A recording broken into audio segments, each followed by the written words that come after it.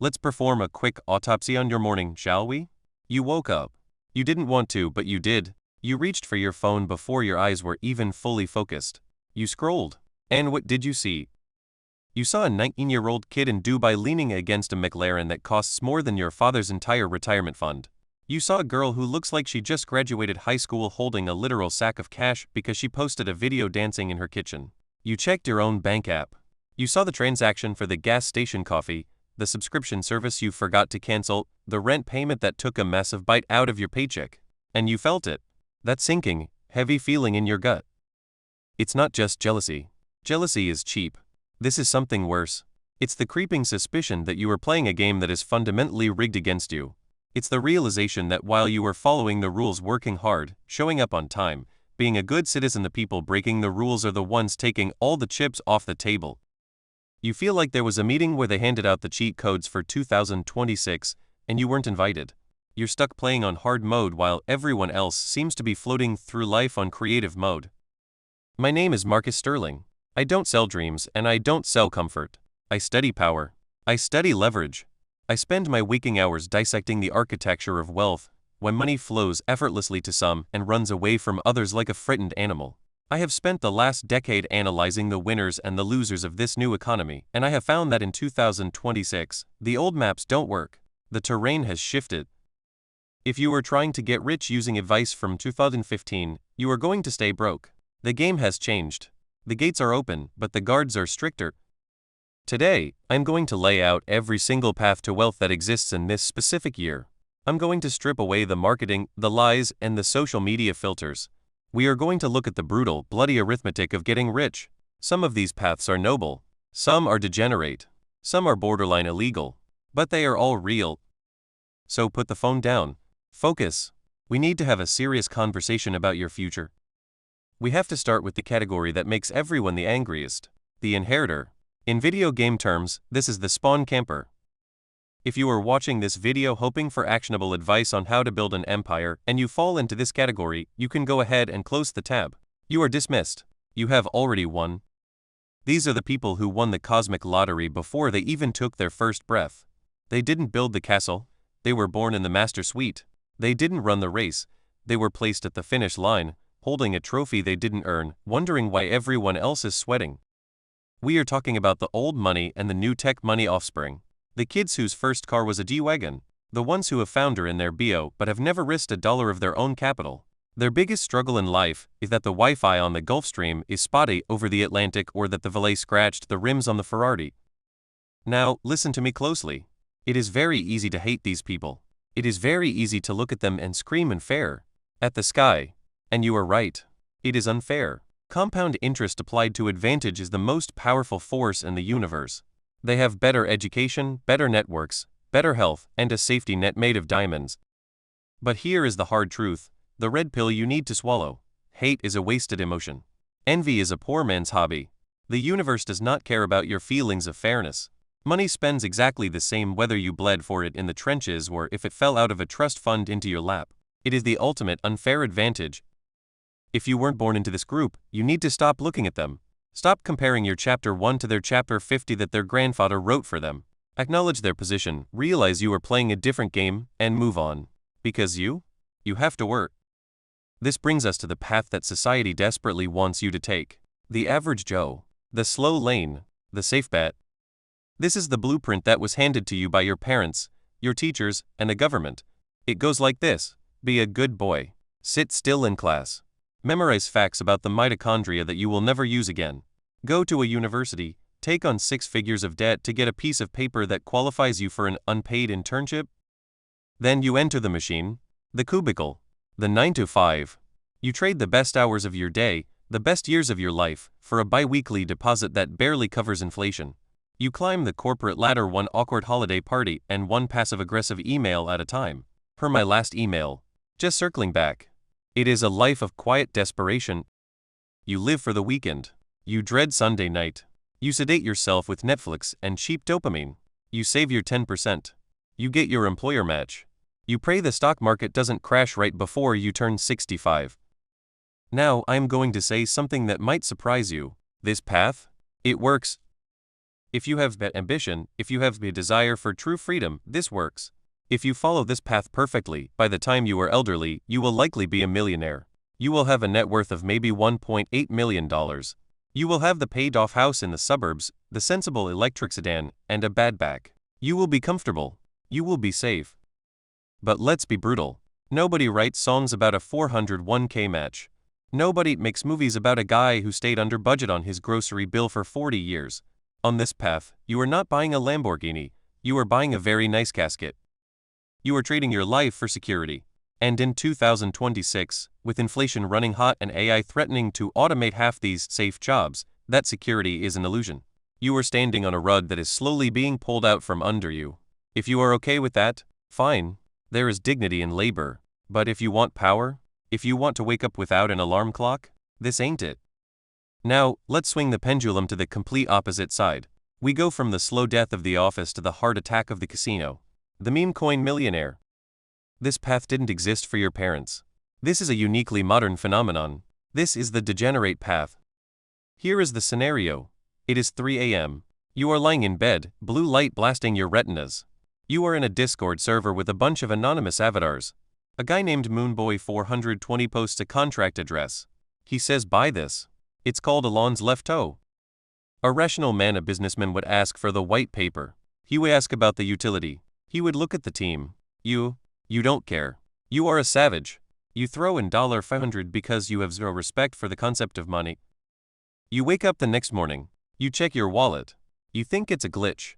You are up 40,000%. You didn't analyze the macroeconomic trends. You didn't build a product. You gambled on a JPEG of a dog wearing a hat and you won.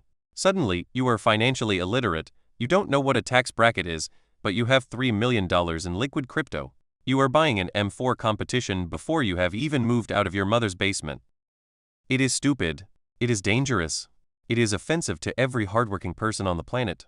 And for a lucky few, it is absolute cinema. But listen to me. This is not investing. Do not confuse luck with genius. This is playing Russian roulette with a fully automatic weapon.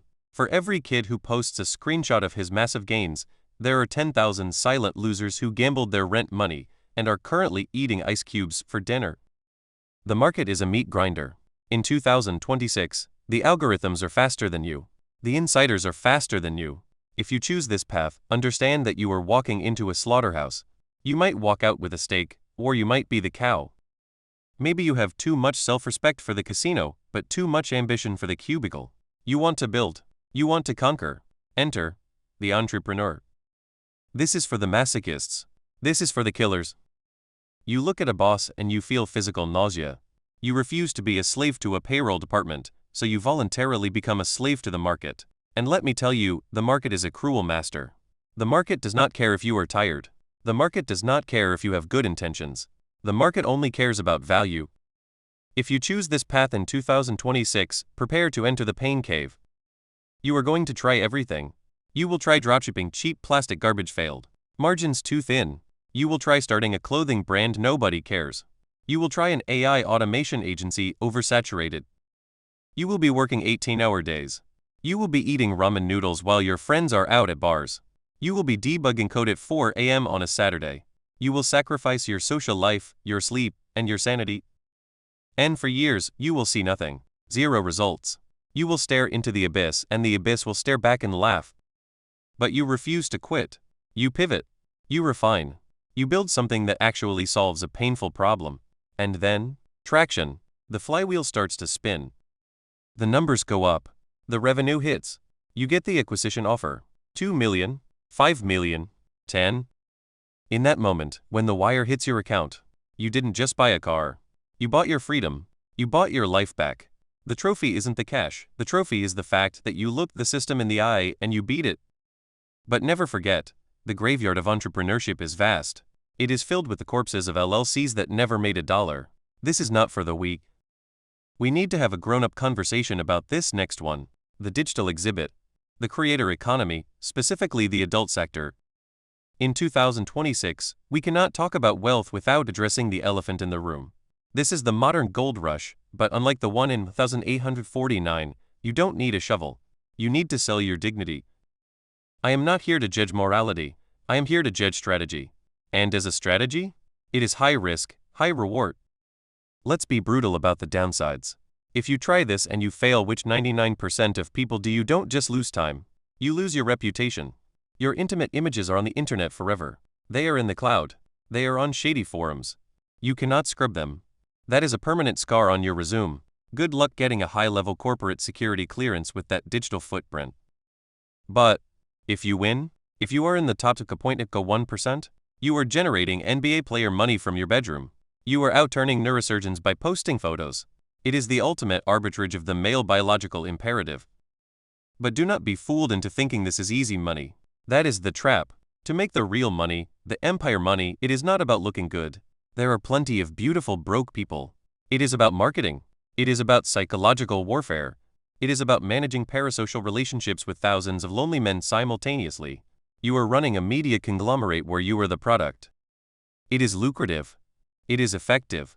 But it extracts a toll on the soul that isn't tax deductible. You are selling pieces of yourself. Make sure the price is high enough.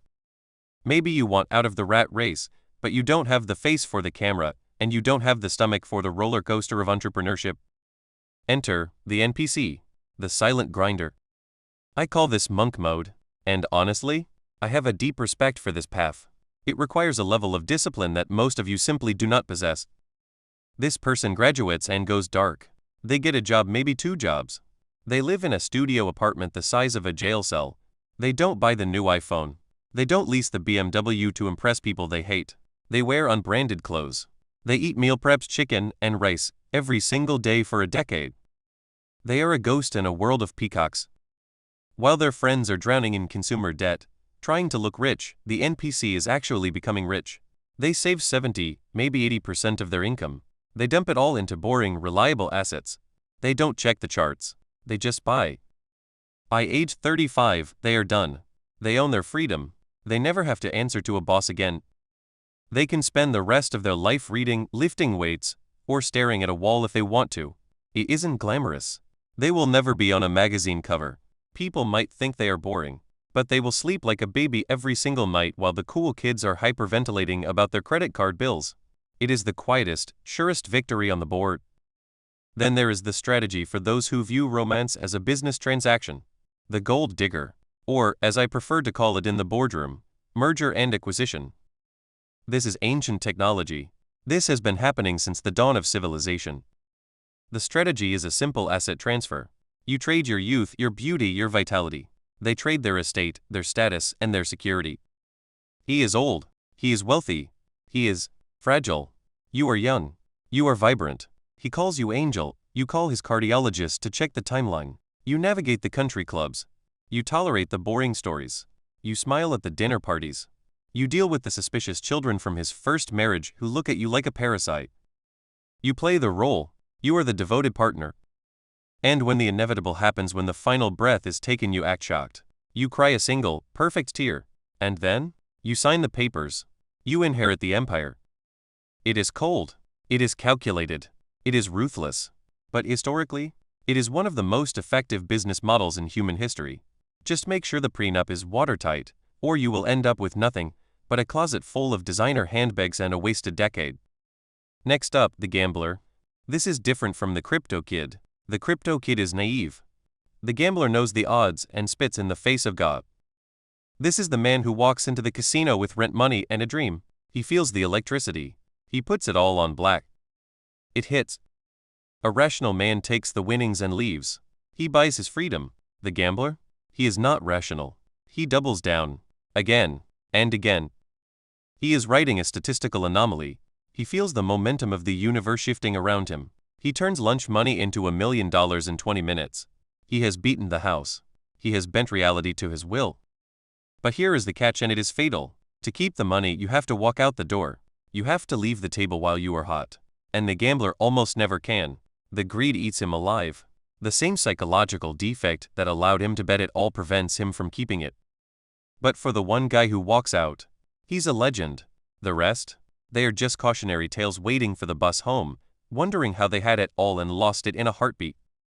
Then we have the influencer, the human billboard. In 2026, attention is the new oil. If you can hold people's eyes for more than 3 seconds, you can print money. You start by dancing on TikTok for $0. You humiliate yourself for the algorithm. You feed the beast. Then the views come. Then the parasocial attachment forms. Then the brands come knocking. Suddenly, you are selling cheap t-shirts and questionable supplements to teenagers. The product is trash, but your smile is perfect. You rent the Arab mansion to film content. You rent the Lambo for the photo shoot. It looks like the dream life. But it is a hamster wheel. You are a slave to the feed. If you stop posting, you stop eating. The algorithm has no memory. It asks, "What have you done for me today?" It feels fake because it is fake. But when the wire hits your account for $20,000 for a 60-second video, you realize that integrity doesn't pay the lease on the G-Wagon. You are selling your privacy and your authenticity, but the market pays a massive premium for it. And finally, the most respectable, yet most difficult path, the one of one, the apex predator. This isn't about schemes. This isn't about luck. This is about being the absolute best on the planet at what you do. Think LeBron James. He makes $100 million a year not because he is lucky, but because nobody else on earth can do what he does. Think of the top neurosurgeon, the top trial lawyer, the top hedge fund manager. When you are the best, you name your price. The market bows to you. But understand the levels. The best basketball player makes $100 million. The best pool player makes $2 million. The best competitive knitter makes a scarf. If you are going to dedicate your life to mastering a craft, if you are going to put in the 10,000 hours, make sure you pick a profitable mountain to climb. Do not become the best in the world at something the market does not value. That is a tragedy. Be the best at something that scales. So there you have it. The map of the territory in 2026. The Inheritor. The Average Joe. The Degenerate. The Entrepreneur. The Digital Exhibit. The Monk. The Gold Digger. The Gambler. The Influencer. The Apex Predator. It is a weird list. It is a dystopian list, but it is the reality. The path you pick depends entirely on you. It depends on your risk tolerance. Can you sleep at night knowing you might lose it all?